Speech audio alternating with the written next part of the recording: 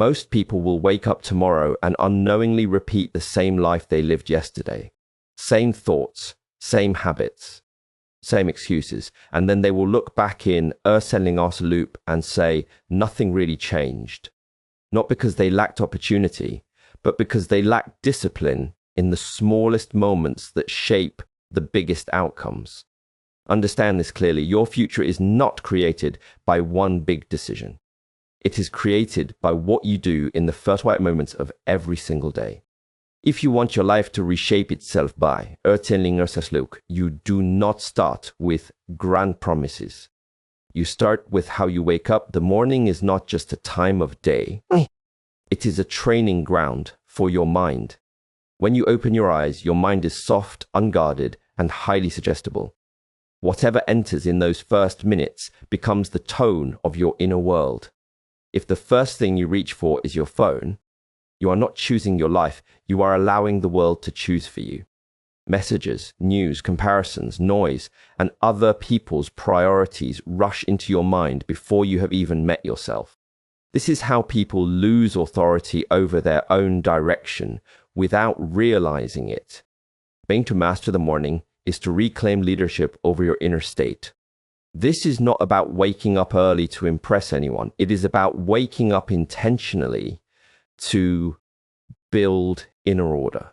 When you rise and immediately create space, even 5 minutes, for stillness, breathing, and awareness, you send a powerful message to your nervous system. I am in control. I am not in a hurry to be owned by distractions. Sit, breathe slowly, feel your body. Observe your thoughts without chasing them. This simple act is not passive. It is training.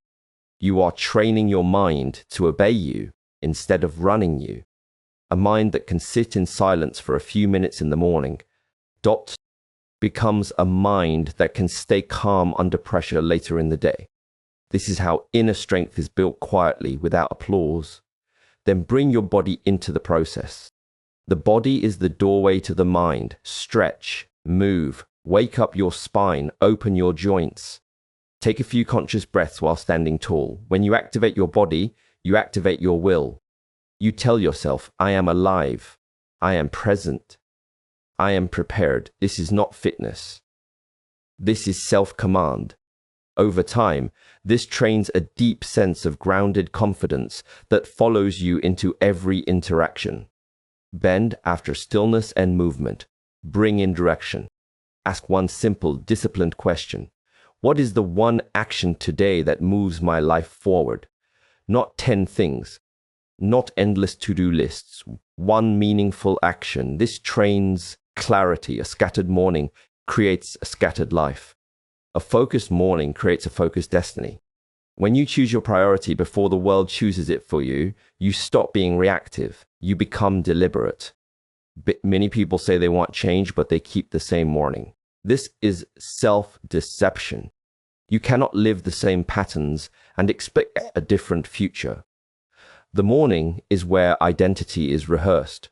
If you wake up rushed, distracted, and careless, you are practicing being a rushed, distracted, careless person. If you wake up calm, intentional, and disciplined, you are practicing being a leader of your own life. Understand this deeply. What you practice in private becomes who you are in public. By reshape, your results will not come from motivation videos or emotional highs. They will come from the invisible routines that no one applauds. The calm breathing, the quiet stretching, the clear intention. These are not small acts. They are votes for the person you are becoming. Blendas. When you master the morning, you do not just improve productivity. You reshape your identity. You become someone who leads their own mind instead of being dragged by it. You become someone who starts the day from strength, not from stress. Over months, this compounds. Your decisions improve.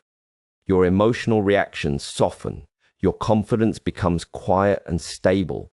People will feel it around you, not because you speak louder, but because you are internally ordered.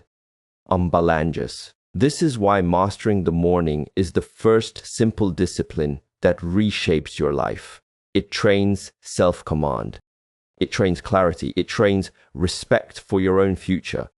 And when you respect your future enough to protect the first moments of your day, your future has no choice but to respect you in return. And if you control your morning, you control the direction of your life. And if you do this consistently, quietly, and without excuse, you will look at your life in Erteling Ursalup and realize it did not change by accident. It changed because you finally decided to lead yourself from the very first breath of the day. From the very first breath of the day, and now understand this, the will is not built by thinking, it is built by doing. You can read 1,000 books on discipline, but if your body remains weak, sluggish, and untrained, your will follow the same pattern. The body is the physical expression of your commitment to yourself. When the body is neglected, the mind becomes soft. When the body is trained, the mind becomes sharp. Most people wait to feel motivated before they move. This is backwards. The disciplined person moves first, and motivation follows. Each time you choose to train your body despite resistance, you send a signal deep into your nervous system. I do what I say I will do.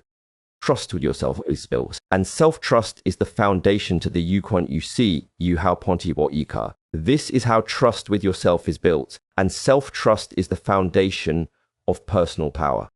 Zhen training. The body is not about becoming perfect. It is about becoming reliable to yourself. When you tell yourself you will move, and you do, even when you are tired, busy, or distracted, you strengthen your inner authority. The body becomes a teacher. It teaches you that discomfort is not dangerous. It teaches you that resistance is not a stop sign. It is a doorway.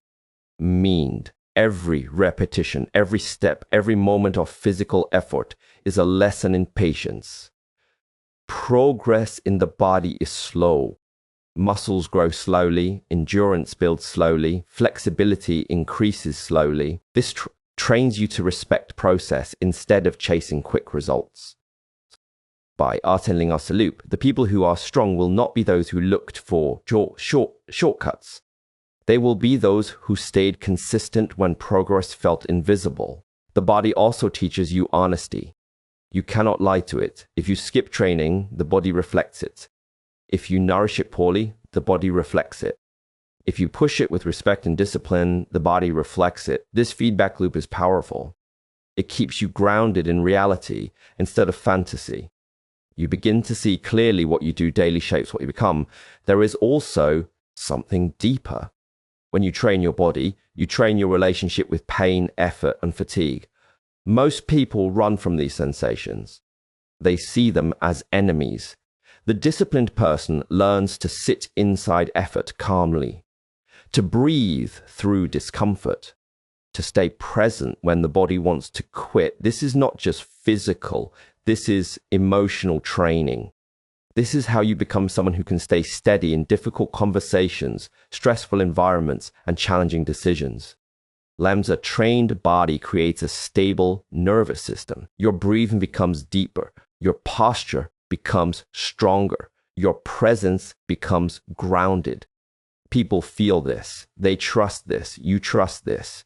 You move through the world with a different energy, not rushed, not collapsed, not fragile. You move with structure.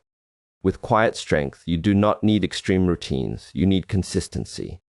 Simple movement done daily is more powerful than intense training done rarely. Walk, stretch, lift, breathe, sweat. Let your body feel that you are alive and engaged. Over time, this becomes part of your identity. You are no longer someone who tries to be disciplined. You are someone who is disciplined. Your body will tell the story of your will. It will show whether you chose comfort or commitment. It will show whether you trained excuses or trained endurance. And more importantly, your mind will reflect it. You will think more clearly, decide more firmly, stand more confidently. Do not underestimate this discipline. A strong body creates a strong container for your life. It holds your stress. It carries your responsibilities. It supports your ambitions. When your body is trained, your will has a foundation to stand on. And when your will is strong, your life cannot help but rise to meet it. This is how training the body reshapes the mind. This is how small daily effort becomes quiet authority.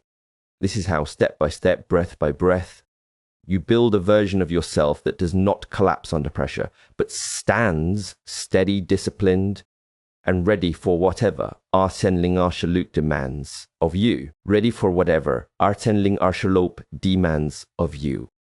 Mendius. Now understand this clearly. If you do not guard your attention, someone else will gladly take it from you. Your attention is not just focus. It is your life force. It is the currency with which you build your future. Whatever you consistently give your attention to becomes stronger in your life. Whatever you starve of attention becomes weaker. This is not philosophy. This is practical reality. Most people live in a state of constant mental interruption. Notifications, messages, endless scrolling, other people's opinions, other people's emergencies. Their mind is pulled in 100 directions, and then they wonder why they feel exhausted, unfocused, and behind in life. It is not because they lack time. It is because their attention is leaking everywhere. Dean, a disciplined life requires selective blindness. Not everything deserves your eyes. Not everything deserves your emotional reaction.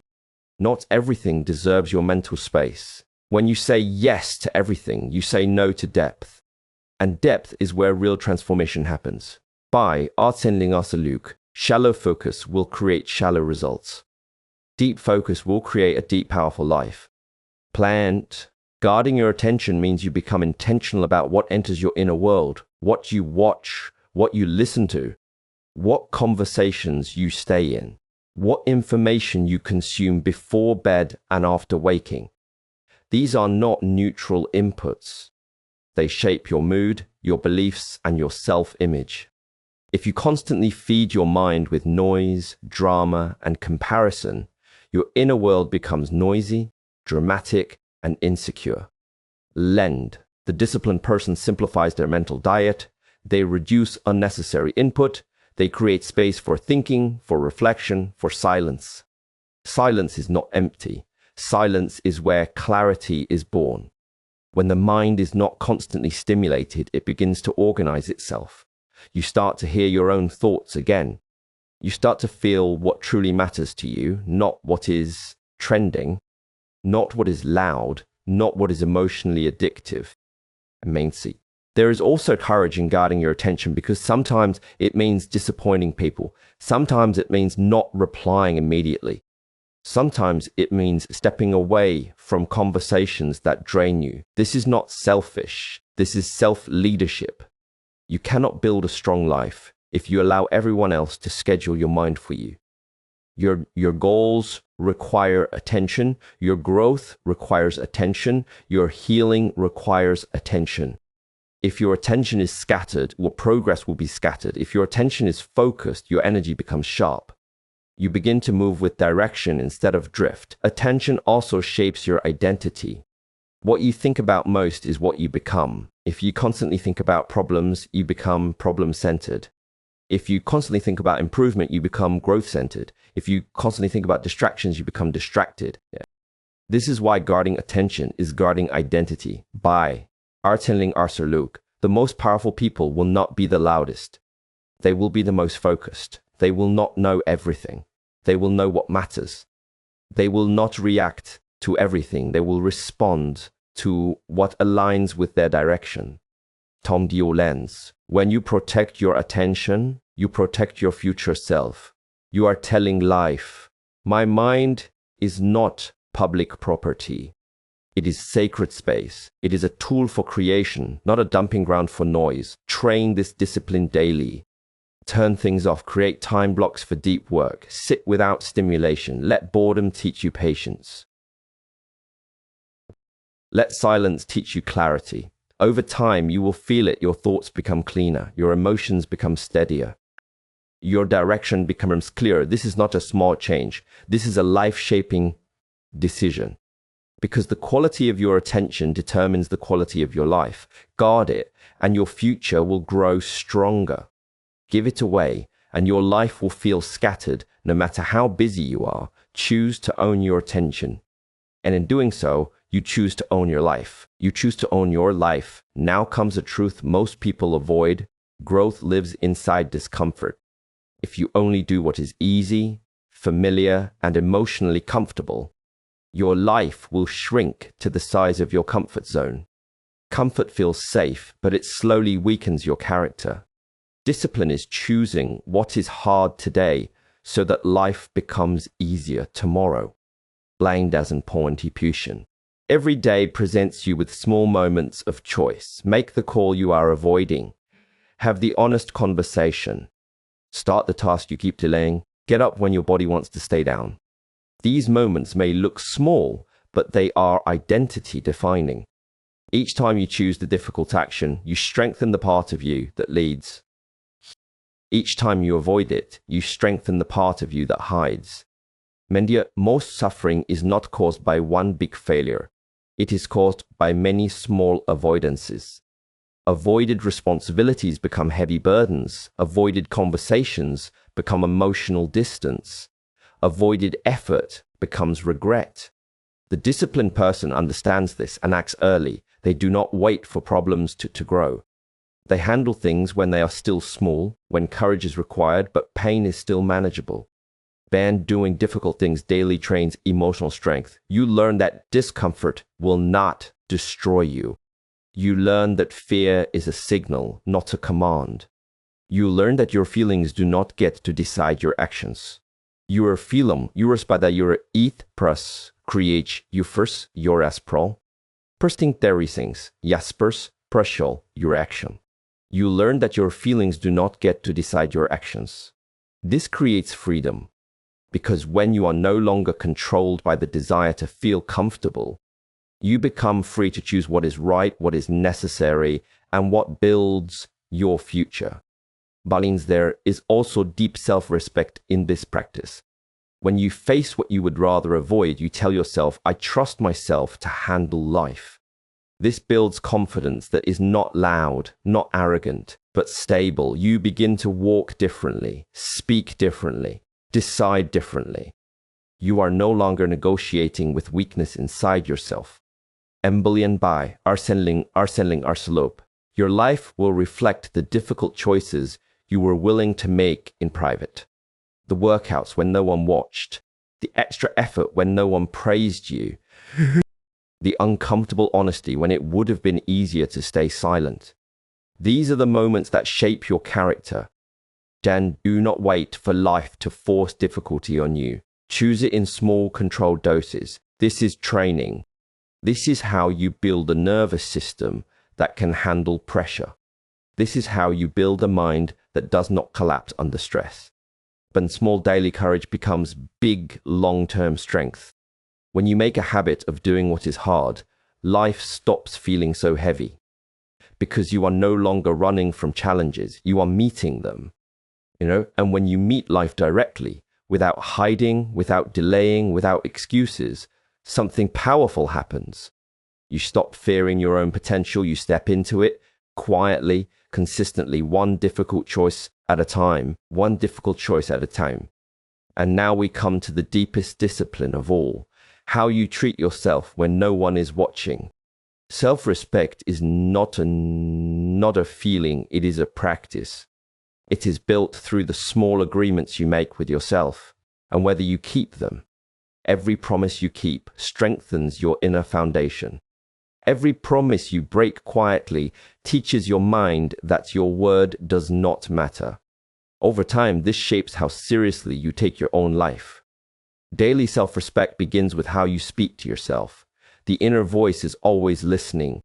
If you constantly criticize, doubt, and diminish yourself, your nervous system lives in tension. But when you speak to yourself with firmness and fairness, you create inner stability. This is not ego. This is leadership. You become someone who supports their own growth instead of sabotaging it. Self-respect also shows in how you use your time. Time is life in motion. Wasting time is not just poor planning. It is a message to yourself that your future is not important.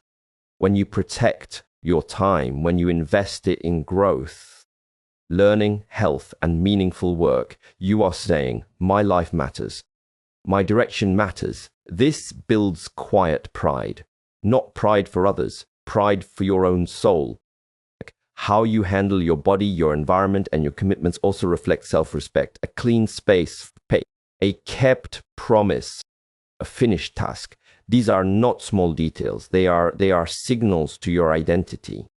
They say, I am someone who follows through. I am someone who honors what I start. This creates internal alignment.